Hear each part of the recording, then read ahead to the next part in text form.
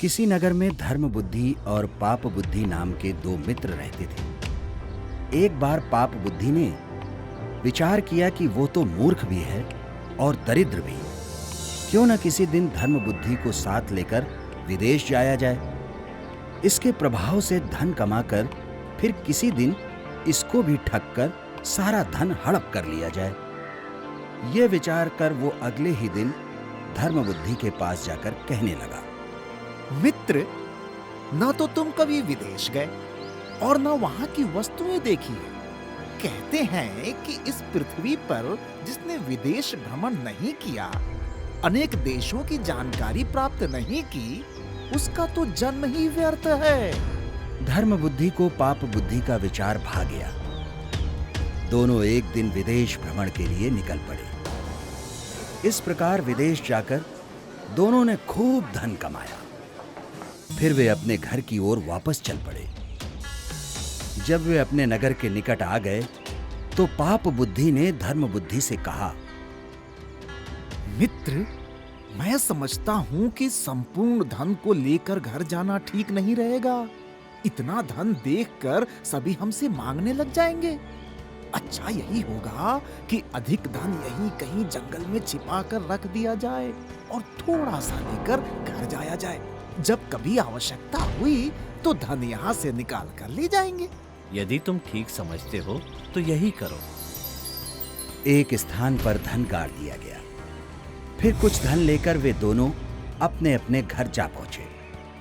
अपने घर जाकर दोनों मित्रों के दिन सुख से कटने लगे। पाप बुद्धि के मन में पाप था। एक दिन अवसर पाकर वो अकेला वन में आया और सारा धन निकाल कर ले गया। एक दिन पाप बुद्धि ने धर्म बुद्धि के पास जाकर कहा, मित्र, मेरा धन तो समाप्त हो गया है। यदि तुम कहो तो उस स्थान पर चलकर कुछ और धन निकाल कर ले आएं। धर्म बुद्धि चलने को तैयार हो गया। वहां जाकर जब स्थान को खोदा तो जिस पात्र में धन रखा था वो खाली पाया। पाप बुद्धि ने वहीं पर अपना सर पीटना आरंभ कर दिया। उसने धर्म बुद्धि पर आरोप लगाया कि उसने ही वो धन चुरा लिया है। नहीं तो उस स्थान पर उस धन के बारे में उसके अतिरिक्त और कौन जानता था। उसने कहा, तुम जो धन लेकर गए हो उसका आधा भाग हमें दे दो। धर्म बुद्धि को यह सुनकर क्रोध आ गया। उसने कहा, मेरा नाम धर्म बुद्धि है। मेरे सम्मुख इस प्रकार की बात कभी मत कहना। मैं इस प्रकार की चोरी करना पाप समझता हूं। किंतु विवाद बढ़ गया। दोनों न्याय के लिए एक महात्मा के पास गए। वहां भी दोनों परस्पर आरोप प्रत्यारोप करके एक दूसरे को दोषी सिद्ध करने लगे। महात्मा ने जब सत्य जानने के लिए दिव्य परीक्षा का निर्णय दिया तो पाप बुद्धि बोल उठा, ये उचित न्याय नहीं है। सर्वप्रथम लेखबद्ध प्रमाणों को देखना चाहिए। उसके अभाव में साक्षी ली जाती है और जब साक्षी भी ना मिले तो फिर दिव्य परीक्षा ही की जाती है। मेरे इस विवाद में अभी वृक्ष देवता साक्षी हैं, वे इसका निर्णय कर देंगे। ठीक है, ऐसा ही कर लेते हैं। इस प्रकार अगले दिन प्रातःकाल उस वृक्ष के समीप जाने का निश्चय कर लिया गया।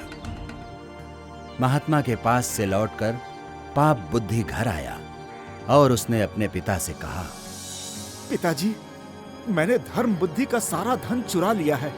अब मामला न्याय के लिए महात्मा के पास है। यदि आप मेरी सहायता करें तो मैं बच सकता हूं, अन्यथा हमारे प्राण जाने का भी भय है। जैसा पुत्र वैसा ही पिता। उसने कहा, हाँ बताओ, वो धन किस प्रकार हथियाया जा सकता है?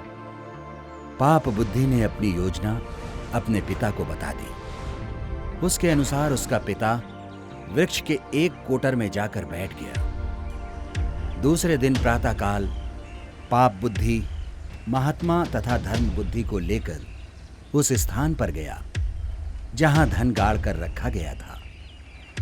वहां पहुंचकर पाप बुद्धि ने घोषणा की, समस्त देवगण मनुष्यों के कर्मों के साक्षी हैं। हे भगवती वन देवी, हम दोनों में से जो चोर हो आप उसका नाम बता दीजिए। कोटरे में छिपे पाप बुद्धि के पिता ने यह सुनकर कहा, आप ध्यानपूर्वक सुनिए, उस धन को धर्म बुद्धि ने ही चुराया है। यह सुनकर सबको आश्चर्य हुआ। तब धर्म बुद्धि के इस अपराध के लिए इसके दंड का विधान देखा जाने लगा। अवसर पाकर धर्म बुद्धि ने इधर उधर से घास फूस एकत्रित की, कुछ लकड़ियां भी चुनी और वो सब कोटरे में डालकर आग लगा दी। जब वो जलने लगा तो कुछ समय तो पाप बुद्धि का पिता ये सब सहन करता रहा, किंतु जब असहाय हो गया तो वो अपना अधजला शरीर लेकर उस कोटरे से बाहर निकल आया। उसे देखकर महात्मा ने कहा, आप कौन हैं और आपकी ये दशा किस प्रकार हुई? पाप बुद्धि का पिता अब किसी भी प्रकार अपनी बात छिपाकर रखने में असमर्थ था। उसने सारा वृत्तांत यथावत सुना दिया। महात्मा ने जो दंड व्यवस्था धर्म बुद्धि के लिए निश्चय की थी, वो पाप बुद्धि पर लागू कर उसको उसी वृक्ष पर लटका दिया। शिक्षा: बुरे कर्म बुद्धि भी हर लेते हैं। हमारे YouTube चैनल को अभी सब्सक्राइब करें। नए वीडियोस देखने के लिए बेल आइकॉन बटन दबाएं। आप हमारे वीडियोस पर अपने कमेंट जरूर दें। वीडियो को लाइक करें और अपने मित्रों से शेयर जरूर करें।